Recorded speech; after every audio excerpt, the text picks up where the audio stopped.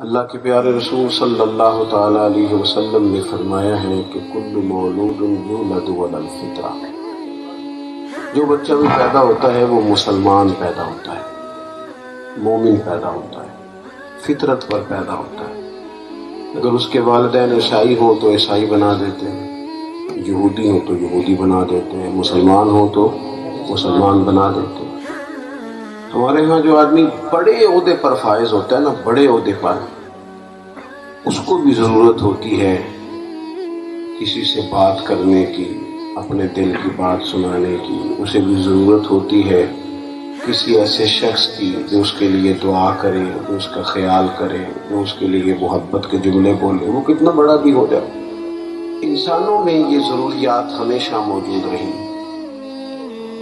لیکن جو لوگ ان ضروریات کو مادہ پرستی میں لیتے ہیں نا، دنیاوی نقطہ نظر سے، وہ بہرحال کمزور ہو جاتے ہیں۔ اس لیے کہ ہمارے ساتھ کوئی شخص بھی دنیا میں جو تعلق رکھتا ہے، وہ بہرحال کہیں نہ کہیں کسی نہ کسی کونے میں اس کا کوئی اپنا ذاتی فائدہ بھی ہوتا ہے، کہیں نہ کہیں، چلے وہ عزت کا ہی نفع ہو کہ میں جاؤں گا تو میرا اکرام کرے گا، کچھ نہ کچھ کہیں، یعنی والدین بچوں کی پرورش کرتے ہیں بے لوث ہو کر، بڑی خدمت کرتے ہیں، پیار کرتے ہیں، لیکن کہیں نہ کہیں وہ بھی کہہ دیتے ہیں کہ میرے بڑھاپے کا سہارا بنے گا۔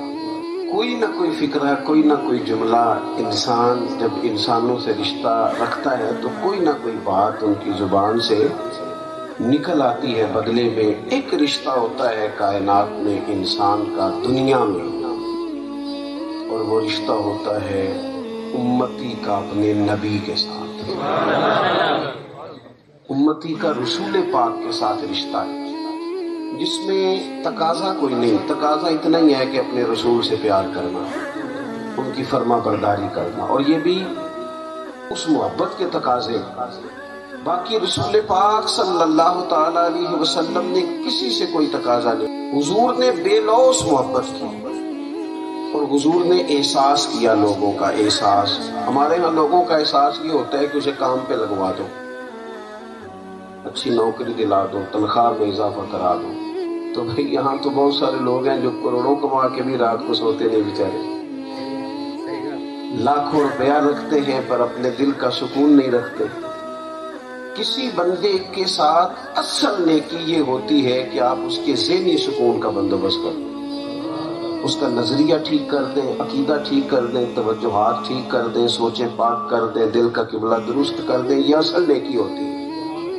اور یہ نیکی اگر کوئی کر سکتا ہے امتی کے ساتھ تو صرف نبی کر سکتے ہیں۔ نظریات کو پاک کرنا، سوچوں کو پاک کرنا، دلوں کا تزکیہ کرنا، لوگوں کی بھٹکتی اور بکھرتی خواہشات کو کوئی منزل دے دینا، کوئی رستہ دے دینا۔ رسول پاک نے امت سے بے لوث محبت کی۔ ابھی آپ سن رہے تھے کہ جب حضور پیدا ہوئے تو تب بھی فرما رہے تھے ربی حب لی۔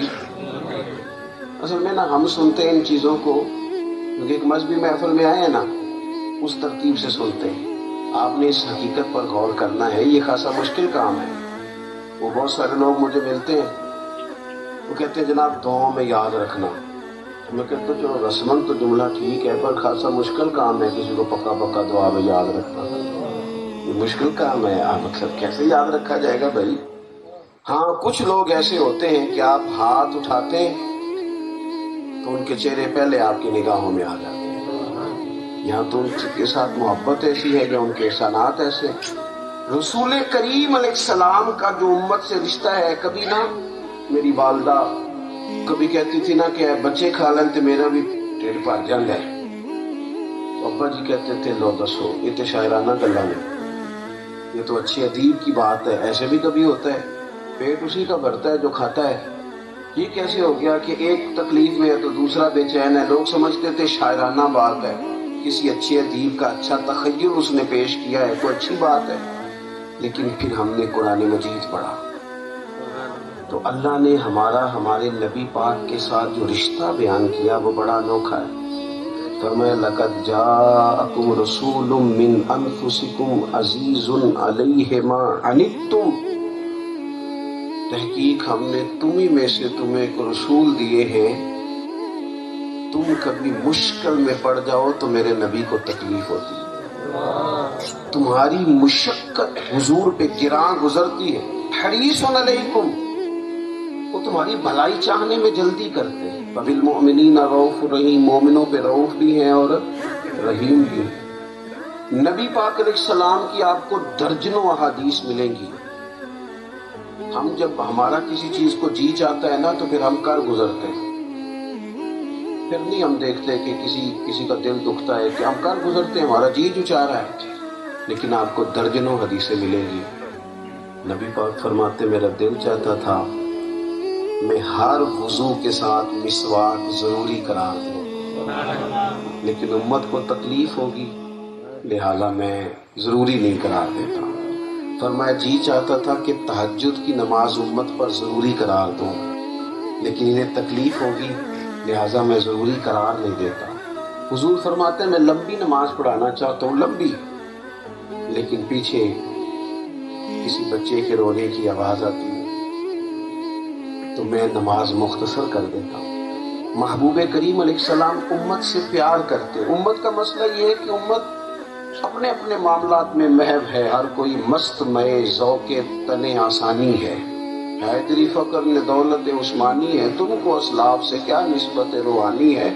ہم جو کام کر رہے ہوتے ہیں نا، میں بھی تھوڑی دیر پہلے کہہ رہا تھا، ہمارا کام ہم پہ حاوی ہو جاتا ہے.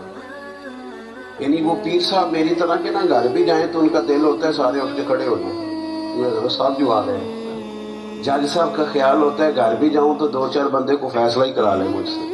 ٹیچر کا خیال ہوتا ہے میں گھر جاؤں تو سارے کتابیں نکال لیں اور پڑھائی شروع ہو جائے. او بھائی آپ کہیں ٹیچر ہوں گے اچھی بات ہے، استاد شیخ مفتی پیر آپ ہوں گے سارا کچھ، لیکن آپ کسی کے بیٹے بھی تو ہیں نا، کسی کی شوہر بھی تو ہے نا، کسی کے بھائی بھی تو ہیں نا. آپ کا بیٹا آپ سے نپٹنا چاہتا ہے، آپ کی بیٹی آپ کو بات سنانا چاہتی ہے. حضور کے دل میں اتنا احساس، باہر سارا دن امت کا احساس کرتے. گھر میں یہ حال تھا کہ سیدہ عائشہ صدیقہ رضی اللہ تعالیٰ عنہ فرماتی ہیں جتنی دیر گھر رہتے تھے نا، گھر والوں کا کوئی نہ کوئی کام ہی کرتے رہتے. ہم بن کے بیٹھ جاتے ہیں مخدوم. یہ جو بندہ کچھ بن کے بیٹھ جاتا ہے وہ بیچارہ بڑی تکلیف میں آ جاتا ہے. یعنی میری طرح کا آدمی سوچتا ہے یار ہے فلانے بن سلام ہی نہیں کی، دیکھو فلاں آدمی نے، وہ اس چکر میں اتنا الجھ جاتا ہے کہ اس کی زندگی کی بہت ساری خوبصورتیاں انہی کہانیوں کی نظر ہو جاتی ہے. رسول پاک نے پیار کیا لوگوں سے، حضور نے محبت دی، اور نبی پاک کی طبیعت کسی پر بوجھ نہیں بنتی تھی، بالکل نہیں، کسی کے لیے آزمائش نہیں. سادہ کھانا زمین پہ اور ایک اور بات، فقیری میں فقیری کرنا آسان ہوتا ہے، پیسے نہیں ہیں سادے کپڑے پہنے، لیکن بادشاہی میں فقیری کرنا، بادشاہی میں فقیری کرنا، کروڑوں پڑے ہیں پھر بھی سادہ روٹی کھانا، اور پسند کرنا زمین پہ آرام کرنا. حضور فرماتے ہیں میرے رب نے مجھے اجازت دی، میں چاہوں تو یہ احد پہاڑ سونے کا بن جائے، لیکن میں نے عرض کی مالک ایک وقت روٹی کھانی، باقی فاقہ کرنا ہے. میرے عزیز نبی پاک نے امت سے، آج امت بحث کرنے لگ جاتی ہے، میلاد کا موقع آتا ہے تب بھی بحث. اور حق یہ ہے کہ جو لوگ بالکل مسئلہ نہیں پوچھتے، شادیوں پہ کروڑوں خرچ کر دیتے ہیں، بالکل مسئلہ نہیں پوچھتے، وہ بھی خدا کے بندے چند ہزار پہ کسی محفل پہ خرچ ہونے لگے تو مسئلہ پوچھنے لگ جاتے ہیں کہ جائز بھی ہے کہ نہیں.